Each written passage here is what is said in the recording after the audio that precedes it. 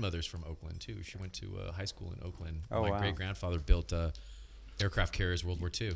You went to school in Berkeley? No, Yeah, Stanford. Berkeley, yeah. Berkeley. Yeah. Yeah. You guys ready to go? Yep. Yeah, man. Waiting on you, man. Okay, so we are here for the first episode of Social AM. It's talks to bring awareness to the recovery of entertainment in San Francisco. And I'll have you guys introduce first. Matt, introduce yourself. Tell me about yourself, please.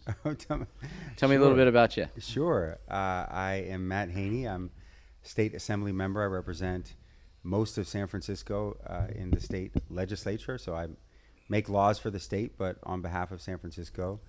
Before that, I was on the Board of Supervisors. I represented downtown San Francisco, south of Market.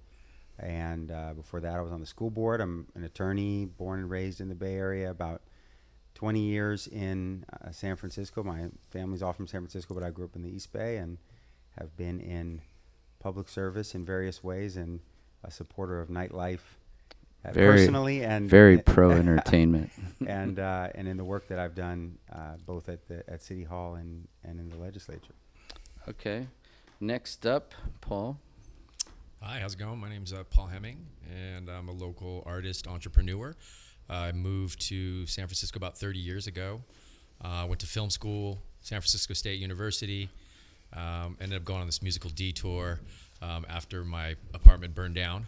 But it ended up with opening a record store in Oakland, downtown Oakland. And that was my first entrepreneurial endeavor. It was a record store, sold vinyl for DJs. We had a music studio in the basement. I hung artwork on the walls when something cool came in, and we threw parties.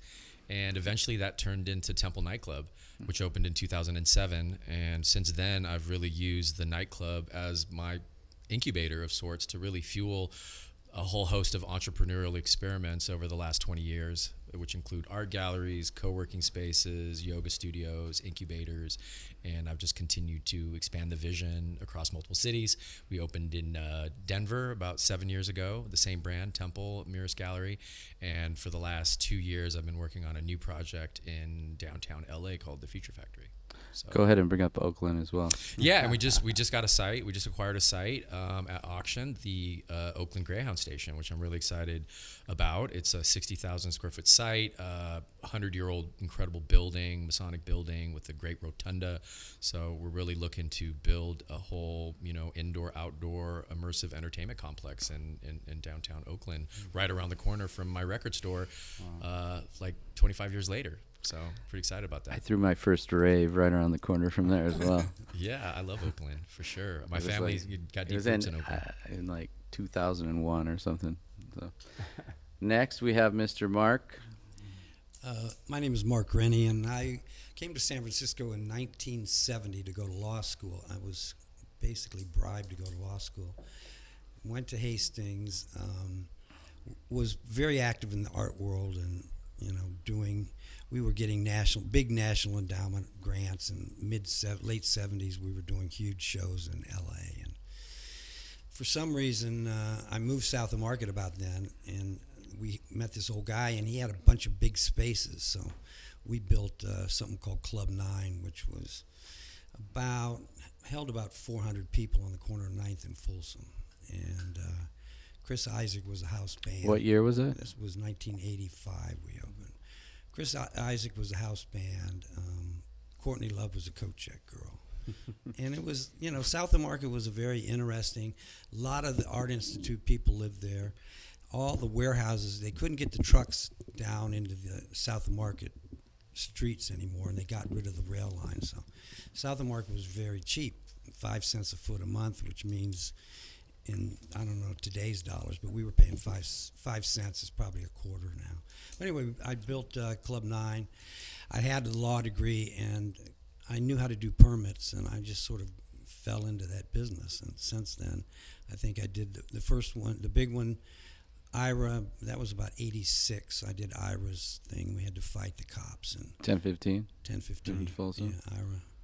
And I've done probably, I represent a lot of people. Well, I've known you for a while, so I know some of your stories. Let's talk a little bit about throwing the big rave parties under the freeway, and about being at Studio 54. Oh, yeah. How about that? I Mark's think done a people lot of either stuff, have you guys. entertainment in their blood. No, me and my friend Jim D'Alessandro, who's a writer, we chartered the Bahama Star and took 900 people from Ohio University down to from Port Everglades to Nassau in the Bahamas, brought them back to Port Everglades for a week through this huge party.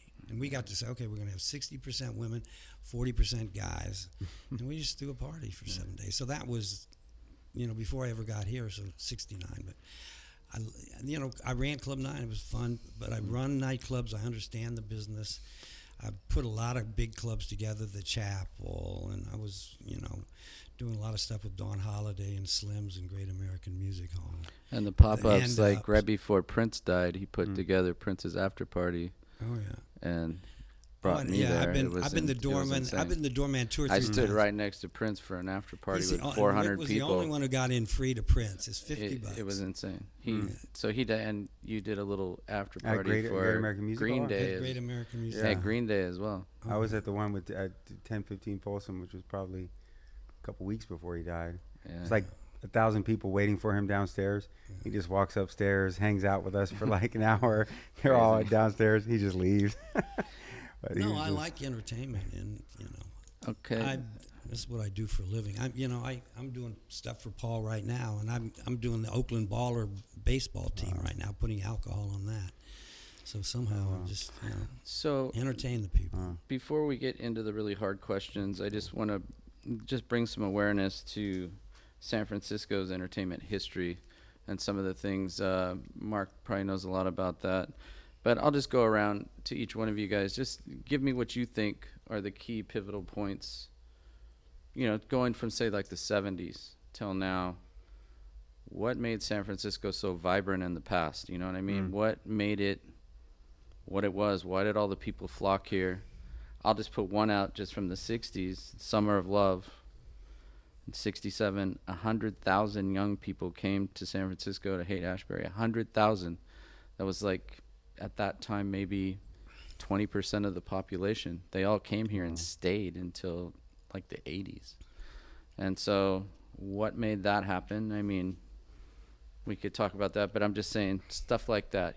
Bill Graham came in, the punk movement, thrash movement. You know a lot about the underground rave scene and art.